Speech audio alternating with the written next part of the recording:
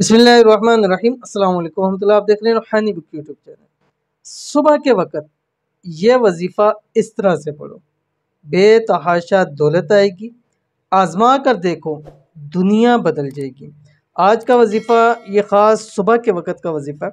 सुबह आप इसको किसी भी इशराक के वक्त पढ़ लें या चाश्त के वक्त पढ़ लें या दिन में फजर से ज़ोहर के दरमियान में आपने ये अमल ज़रूर पढ़ना है। कितनी मरतबा और कौन सा है, अभी पूरी तफसील आपके सामने वीडियो के अंदर शेयर कर रहा हूँ। वीडियो को आपने मुकम्मल देखना है।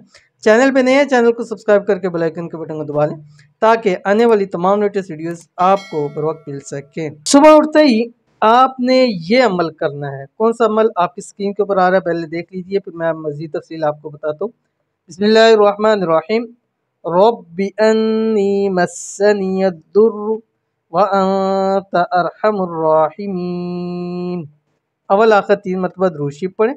अगर आप चाहते हैं कि आपके पास बेतहाशा दौलत हो, एक बार इस अमल को ज़रूर करके देखिए। कितनी मरतबा पढ़ना है मैं भी आपको बताता हूँ कि जिसके पढ़ने से ज़िंदगी आपकी बदल जाएगी, नसीब खुल जाएगा, दौलत से माला माल हो जाओगी, किस्मत आपकी सूरज से तेज चमकने लग पड़ेगी।